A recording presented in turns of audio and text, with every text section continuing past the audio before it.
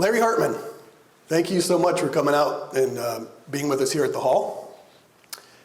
Before we get into the business and books and all of that, tell us a little bit about yourself, a little personal story. Personal story, I'm father of 3 sons. One of them's here tonight. Been married for 39 years to my lovely wife, Laura.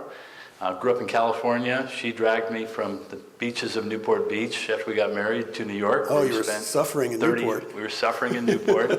She decided it'd be a good idea to leave that and head to New York. So we raised our family in the New York area and currently live here in Palm Beach in the winter months, and we head west to the mountains in the summer months. So nice. Yeah. What's your favorite place? Favorite place is by the season. In this season, Palm Beach is great. And, in the summertime, Park City is wonderful. So diplomatic. You should be a politician. Yeah. That's good. Yeah. Seasons are good. Before we jump into just entrepreneurship, that word seems to be thrown around a lot, especially on social media. Everybody's an entrepreneur. For those who think that they're entrepreneurs or want to become entrepreneurs, even here at Palm Beach Atlantic University, why don't you tell us what a real entrepreneur is?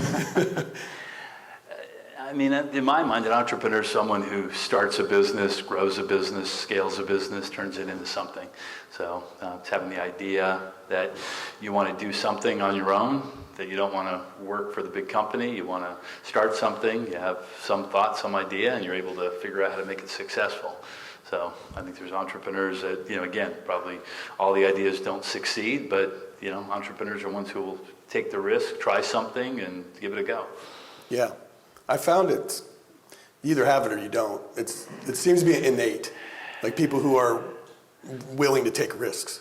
The risk parts, I think, is somewhat born in you. I agree with that. There's people that idea of leaving the comfort of a solid job to work for no payroll, no monthly, salary is pretty scary to a lot of people. So I think there's those who embrace the risk and, give it a chance. So definitely, I think goes 2 ways on that. So. Good. Well, tell us about your journey. How did you start in this entrepreneur pursuit that you've clearly accomplished? Yeah, and I've been asked that question a few times. So I'm going to take it back to, it started in first grade on the monkey bars. All right. So first grade, I'm sitting there on recess and I'm up on the top of the monkey bars, and this new kid who just moved into the school is trying to climb his way up, and I'm not letting him come up there. And he decides he's going to make me an offer. And he offered me 5 cents to relinquish my spot on the top of the monkey bars, and he would, let me move down. And I took the offer, and I figured out that, capitalism is pretty good. I got this top spot, and ends up, ironically, that person ended up being the best man in my wedding. He ended up being a very successful business guy who's started several companies, and we've been good friends for 60 years. So that's amazing. Yeah, that's where it started. But, well, you got bit by the bug, and then what happened from there? Well, I'd say the journey is interesting. So, I grew up in a called middle-class house where, there wasn't a lot of extra money for things you want to do. So if, it got to where if I wanted to go skiing or if I wanted to do extra things, my parents said, hey, go get a job. We don't have money for those kind of things. So in high school, I went out and tried to get a job, and the first place I went was Jack in the Box. And they declined me, which was one of the best things that ever happened to me. Otherwise, I'd be flipping burgers probably still today. But the second job was an inside sales job with a company where I did cold calling to set appointments for air conditioning salespeople. And I came home, and my mom was like, that's the worst job in the world. Why would you take that job? It's like, well, it pays pretty well, and I get paid to talk. It doesn't seem that bad. And so all through high school, I ended up working inside sales, making calls. I was making 3 times what any of my friends were making at that time. And it kind of, led through college when I ended up running a call center. And then I was doing outside sales. And the story is kind of ironic. I was in college, and I took my time getting through school. I paid my own way to go to, I went to junior college first, Fullerton Junior College, then I went to Cal State Fullerton, and I was paying for my own college. But so I was working, and I was making a lot of money in the sales roles. And it ended up, I think my junior year of college, I was making so much money that I owned a condo, I drove a sports car while I was going to school, but the company I worked for went bankrupt. Like the solar energy market, which I was working at that time in California, the subsidies ended, and I'm sitting there like, what am I going to do? I don't have any savings. I have a mortgage payment. I'm a college kid, and I drive a car with a car payment.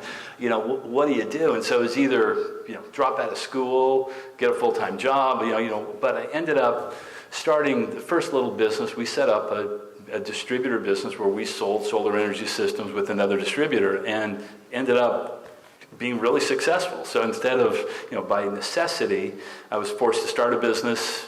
It worked out. That I tell people, the senior year in college that year, I was working this small business, and in 1985, I made $85,000, which is equivalent to like $300,000 or $400,000 today, and had my own business. So that was like the start. And then graduated college and started my first real business, which we can talk about. Yeah. So that was how we got there. Yeah. I was just looking through a book the other day. It was 1985. And it said that, a car costs like $7,000. Yeah, you get a good one. Brand new car for $7,000. So it puts a little perspective. Yeah. You often hear the term successful exit when you talk about entrepreneurs. Tell me a little bit about that and when your first successful exit was. Yeah, so it leads into the first business. So the first business I started after this journey in college, I started a business in the financial service space that was lending money to doctors and hospitals to buy capital equipment. And it was three of us. We didn't know what we were doing. We put $1,000 in the bank account, and I would just say, if that's someone's idea, don't follow that lead. That's a terrible idea to start a business with that background. But we went 6 months without making any money, but I had saved money from my college days of earning, and it started clicking. And fast forward, if we go 10 years later, we were an Inc. 500 growth company, had tremendous growth. We grew 30% every year for 10 straight years, and we had a dream to take that company public. At that time, the private equity markets were different, but we wanted to do an IPO of that business. So, at a young age, I think I was 35 years old, we're out there talking to bankers. We got bankers interested, and we took the company public on the NASDAQ, which was incredibly fun. So that first monetization was you go public, all of a sudden the equity in what you started has value, and you've got shareholders, and that was kind of the first step of that business. And, went further, which I can talk more about. But yeah. And then where did it go to when you sold it? Yeah, so once we went public, we had capital. In the next 3 years, we went from like 80 million of revenues to 200 million of revenues. So we had capital to invest, and then we ended up selling the business to American Express. So, the end of the story was, an exit to a big Dow 30 company. Every shareholder was thrilled, very exciting time in life, and I spent then a couple of years seeing what a job felt like. So that was kind of the first chapter of my entrepreneurial journey, was startup, fast-growing private company, publicly traded on the NASDAQ, and then 3 years, working for American Express. Yeah, and what did you do there? They don't work that hard at big companies. I don't know. I felt like they were using about 20% of my talents. Entrepreneurs don't necessarily thrive in big corporate environments, but I ran that business unit. We did some more acquisitions, and then eventually just said, it's time to move on. So I thought maybe I was going to retire, but that plan my wife didn't think was a very good idea at that time. Is that when ZRG was born? No, so I took a year off, and I golfed every day and thought I could become a better golfer. My handicap went up, and my wife got sadder that I was golfing every day. We had 3 kids at home, so that was short-lived. And then started the current company, ZRG, after that. And part of that, ZRG was in the recruiting business. I had a non-compete to go back in my old business for, after selling it. So that was in about 24 years ago, started my second startup, ZRG, which is executive recruiting business. Right, and that's the 7th largest global. It's grown pretty nice, yeah. No, from a startup to today, we're 650 employees. It's a global business, offices, U.S., Europe, Middle East, Australia, Brazil. We do senior level executive recruiting for a lot of great companies, a lot interesting with sports business, and that business is, similar kind of journey, but it's taken longer. It took a lot of years to get from where we are, and maybe a different structure. It wasn't through IPOs, through more private equity investment this time. So. Yeah. And how long do you plan on running this company? Well, I've got more to do. I think I think when you take on private equity, you've kind of signed up to grow and create an exit for shareholders. So, I think we've done well we're in our second round of private equity. The first private equity investors invested when we were 10 million in revenues. We got it to 40 million the next 4 years with them. My current investors invested when we were 40 million in revenues. We're 280 million. So there'll be one more act, I think. We'll bring in a third private equity investor in the next year, and they'll want me to stay on a bit longer. So we got more to do. So we've got some big aspirations to what we want to try to accomplish. So it's been a fun journey. That sounds like it. Yeah. So you travel a lot with that job?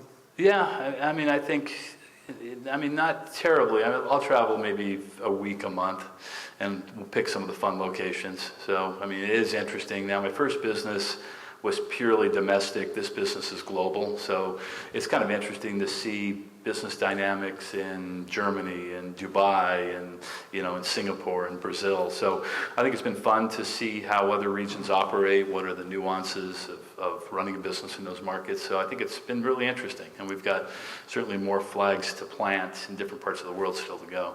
So, what do you think has been the most rewarding aspect of ZRG for you personally?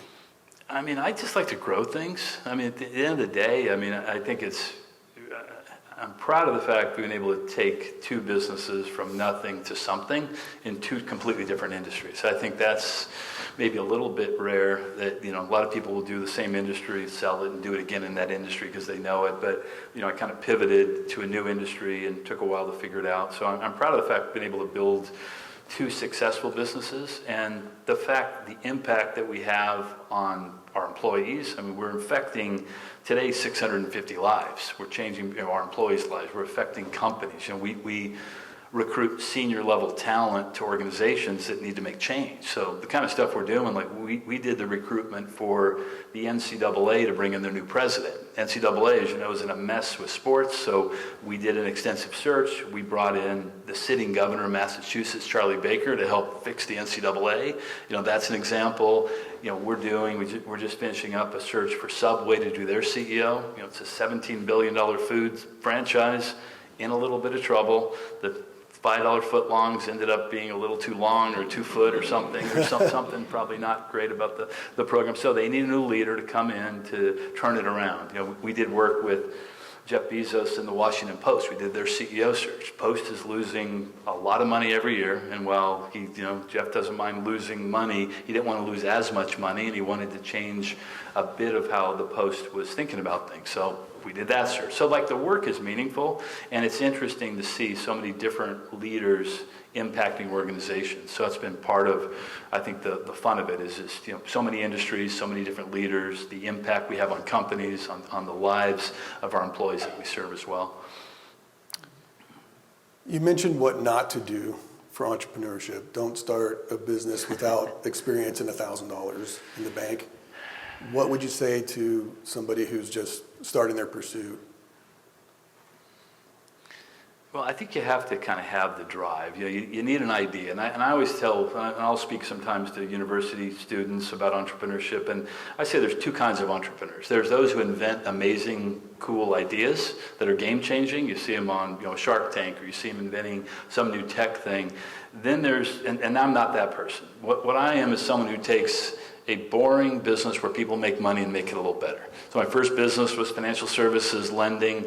We did it a little better with a twist. Recruiting, there's thousands of companies who do recruiting, but we took the idea, we put some nuance to it, and the nuance for us was global. It was bringing some technology to how companies think about hiring and do it a little different. So I'm of the mind that on the second side, if you see an idea and other people are making money, then I believe you can make money. And I think sometimes people have ideas, and I'll say, are you seeing other people be successful with it? Is that idea, I don't know if that's going to work or not, but if I see 2-3 companies killing it, and they're growing, and they're making, then I always think I could do that. I could do it slightly better. I could find a new angle. So, I say to people thinking about entrepreneurship, either you've got a really, really groundbreaking idea, right? Or you take something that fits your skill set that you can do slightly better, add your nuance to it, and then just grind away. I mean, my success isn't from quick innovation. It's through day after day, week after week, month after month of showing up and, and building something. I've always been curious, like, how do you find the CEO for Subway or someone to run Washington Post? Like, where just make a phone call, like your Rolodex is full. How does it work? Well, yeah, so now you're getting into how the sausage is made, right? So if we go, but, I think what we do is a client will say, I want, the NCAA search. They'll say, we want someone who has governmental experience to deal with the antitrust issues, deal with that, who has business experience, and someone who can bring all sides together. And so they'll lay out a list to us of the kind of people they think should be approached, right? And that search, they had people like Obama, Condoleezza Rice, business people. So, we had a mix to them. We reached out and we had business people with those relationships. We had political people. The governor happened to have a business background and had some passion for sports, and his term was coming up, so he ended up being the right fit for what they wanted. But the client tells us what they want, and then we give them 5 flavors of options of leaders that might be able to fit the criteria of what they're looking to do. That's kind of what our job is. Interesting. So, yeah. Well, you've also authored a couple of books. Tell me a little bit about that journey. It seems to be a little bit of a step away from CEO. Yeah, it is and it's not. So I've written 2 books, and that's kind of filling my spare time. I have a hard time sitting doing nothing, so it's always, if I've got extra time, doing something. And the first book was a book on the proof of faith of Christianity through the lens of the O.J. Simpson murder trial. So what always perplexed me is how could a jury have ever thought O.J. didn't commit the murder? They had DNA, scientific evidence, the timeline fit. You go through all of the factors of, who else could it have been? And I put odds to each one of those things. It's like 50 million to 1, it wasn't O.J. Yet a jury didn't convict him. And so I took the same approach. I was raised and have a strong Christian faith of the proof of Christianity through the lens of can it be proven? What are the odds that there is a God? What are the odds that the Bible is accurate? What are the odds that Jesus even existed, that the prophecies are true? And so that was kind of a metaphor of comparing the two. And then the second book, and that's oddly unjust. Yeah. This is the one you're just referring to. Yeah. And then the second book, which we recently wrote, it's called 7 Pillars of Inspired Leadership. So I get asked to talk about leadership a bit, and I think as I've distilled down some of the things that have led to my modest success through my 2 ventures of kind of 7 principles, and then kind of look at it through my own journey, look at it through some of the iconic business leaders and what they did, but then the third lens is looking at it through what Jesus did in developing the Christian faith, which was kind of ironic, the things he did on hiring talent, developing loyalty, communications, kind of the pillars that I talk about. So that's the current book, which I'm excited to have now released. Is it released now? It's released. It's how you can get it on Amazon, iTunes. A hard launch will be another 30 days, but it's out there, and we'll be doing more on it. But I think it's an interesting way to look at leadership. I'm passionate about helping others develop into great leaders. I do some work with nonprofit leaders in helping coach them up. We've done some off-site work where we bring them in and kind of put them through leadership development. So it's kind of a framework of thinking about either building a business, scaling a business, and or leadership. So that's kind of the pieces of it. Yeah. So what are the 7 pillars? Yeah. Do a little bit more detail. Yeah. So first pillar is setting a vision, right? So, every business needs to have a clear vision. A business without a vision is going nowhere. So, again, we have a current vision now at ZRG where, we call it 10 to the 9. We have this vision to get to $1 billion in revenue. So, we're a quarter of a way there. That's our next milestone, and what it'll do as far as impact. companies, you think about Apple's vision of just making life easy, or Amazon to bring everything to you. Companies have visions. And I think you look at the parallel there in the Christian faith.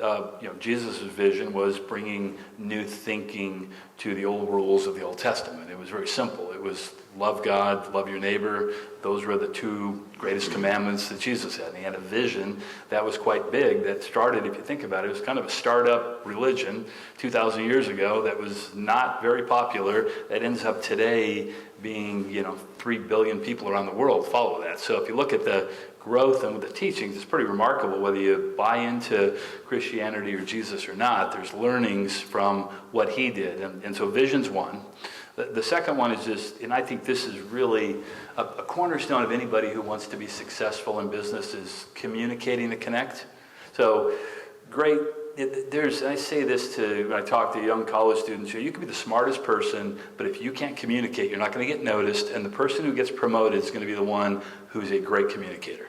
And I think the same thing goes with entrepreneurs, and being able to communicate in every forum, whether that's in speaking, writing, presenting. Communications are a huge thing. And I think some of the great leaders, Steve Jobs, his presentations were iconic when he laid out a new product, and and there's this example of Martin Luther King and just iconic leaders. But you look at Jesus, and I think there's some great learnings there on how he communicated. So the first thing he did, Jesus was an amazing storyteller. When he talked, he didn't just tell someone, "Hey, do this," and you get that.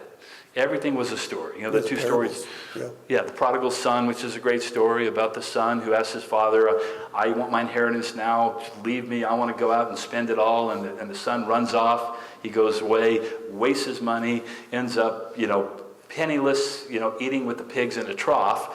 And the story goes that Jesus tells the story that he decides that I would rather be a servant for my father. They ate better than I eat. So he comes back, and people are expecting in the story the father, who basically the son disowned him, say, "Oh no, you're not coming back here." The father ran, welcomed him with open arms back in. The spirit of that story. And there's the story of the Good Samaritan, of how when they asked him what does it mean to love your neighbor, and he took that step of explaining it's not just taking a step, it is going far for your neighbor. And so I think Jesus talked in stories, he talked in metaphors. And I think you think about great communicators, they're storytellers. They can tell you a story that opens up your mind. They can speak in interesting ways, and Jesus certainly did that. The metaphors of, I am the vine, you are the branch, I'm the bread of life. He would explain things in ways that made people think. And I think that's part of the magic of his communications that great leaders embody the same way. And so, two is communicating. Yeah. I've heard it said that you can't lead if you don't know where you're going. And I think today we see that, in culture, a lot of people don't know where they're going. Can you speak to that? Well, you're going back to one. So that's vision. Vision without a plan is a dream, and dreams don't usually come true, right? So I think you can have a vision, but that vision better be followed with a detailed plan, right? So certainly we see that people have this big idea of what they want to do, but they don't have the steps and the methodology to get there. So I think that's certainly absolutely a part of it. And then the ability to tell that story. Yeah, and tell the story. And then then the next pillars, the next three are about people, right? So it's first, it's selecting a great team. You need a great team. And I'd say, at ZRG and through my years, I've had the benefit of being able to have a great team around me. My success is because I've been able to recruit and bring in a great senior leadership team, great people that support the business, and that's been important. And I think when you look, at building a team, and I'd say that, the story of Jesus on building a team is pretty interesting, because if you think about it in the context of entrepreneurship, he had a startup. It was pretty unpopular. So he's going around, he needed a team. He had no budget, he couldn't pay people anything. And his initial direct hires were fishermen and tax collectors who threw their nets up and said, "I'll follow this guy," with the promise that probably you're not going to end well, as the disciples did. So and I think it's the story of when you're building a company, like even the early days, you don't always get the best talent, but you have to take the team you have and you have to then develop that team. So this, the fourth pillar from hire a great team is then how do you develop the team? What are you doing to develop? And the example I think you take from Jesus and I developed a team is he spent 3.5 years in close proximity with his disciples. He would debrief with them after he told a story in a parable, and they'd say, well, what do you mean by that? Why did you explain that? They didn't get it. And he spent a lot of time with the 12. The 12 became, 100. The 100 became 1,000 and became 3 billion later, right? So it was the leverage of he couldn't spend time with everybody, but he poured his time into the team. And there's an acronym I like to talk about on how you think about developing a team. I call it ETCH, the letter ETCH. First thing is encouragement. If you have a team, encourage them. The second one, T, is teach. Like, how are you teaching your team what they need to do? The C is challenge. How are you challenging your team to do more? And then the H is hold them accountable. And I think I try to look at the team that I manage that, those are the pillars of it. You better be an encourager. You should be teaching them where they have gaps. You should challenge them to do more than they ever think they could do. And then there has to be accountability, hold them accountable. And I think, great leaders model that. I think it's something that I need to remind all of ourselves of what we need to do with our direct reports. Yeah. So, I have kids and they range from 19 to 24, 25. I hear a lot of their friends and people on social media their age talk about anxiety. They're afraid of rejection. They just want to be accepted, get the likes.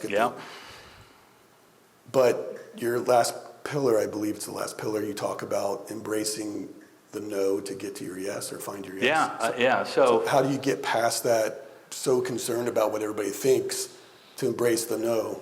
So you can find your yes. So that is the last pillar is embracing no to get to your yes. And I just think I have so many stories in my humble journey where if I wasn't willing to hear 100 no's, I would not have got to the yes. When we did our public offering, we had a vision to take our company public. We had 100 underwriters say no, 3.5 months of no's, till finally on a Friday night at 5 o'clock, one underwriter called us back and said, this seems kind of interesting. Let's talk more about this. And that one underwriter led to them bringing a co-underwriter, which led to an IPO, which led to the whole success.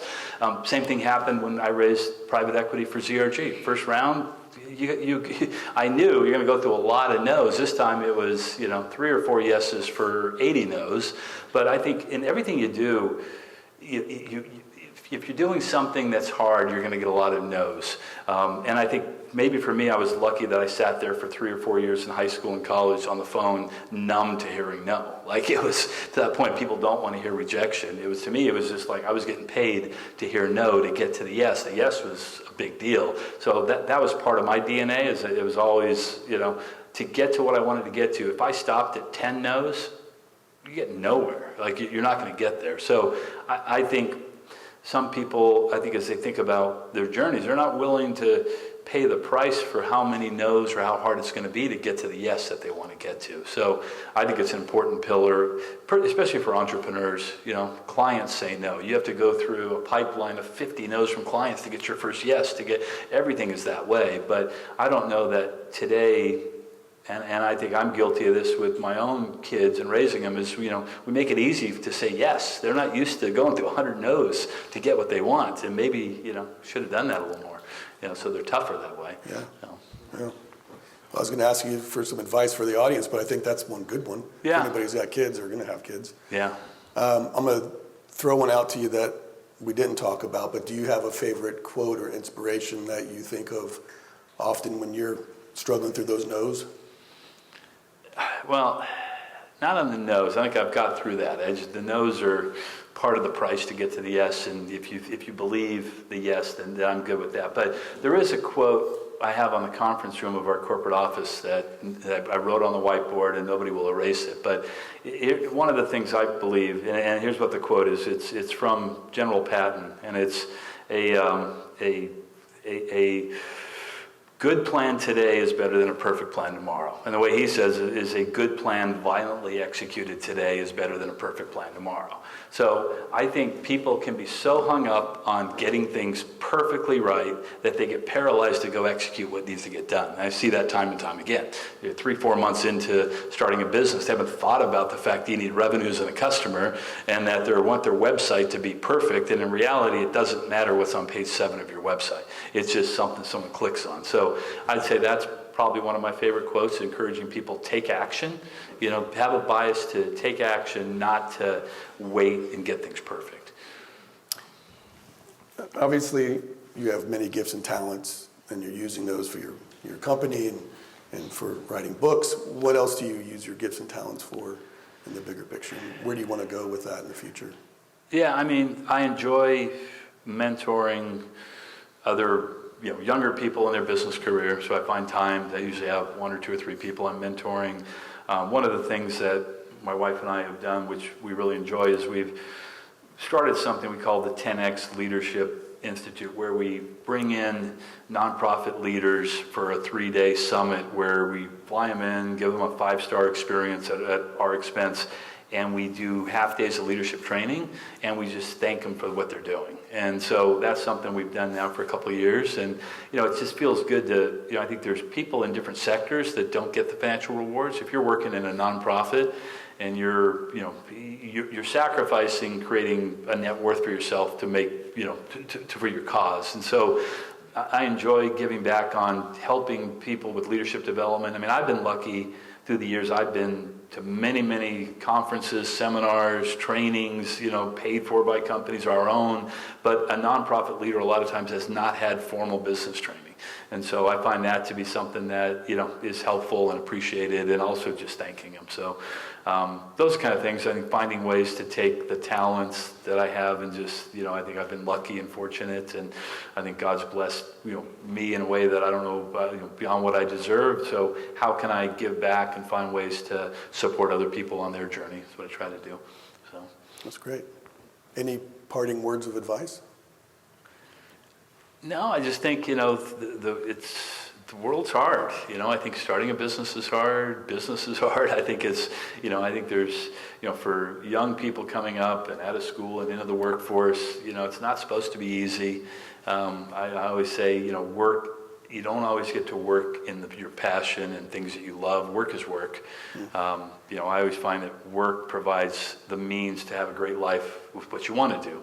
And so I think sometimes people get mixed up of, I don't love my job, it's not my passion. Well, it's your job. It pays for what your passion is, so get to work. I think this idea that you're going to find fulfillment every day in what you do in work is a misnomer. It's just work.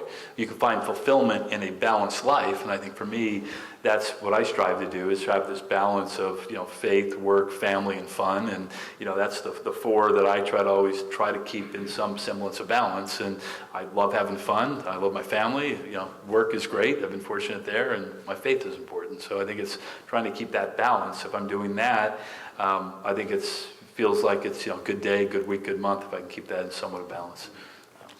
That's fantastic. Well, Larry, thank you for being on the hall with us tonight. Let's give Larry a round of applause.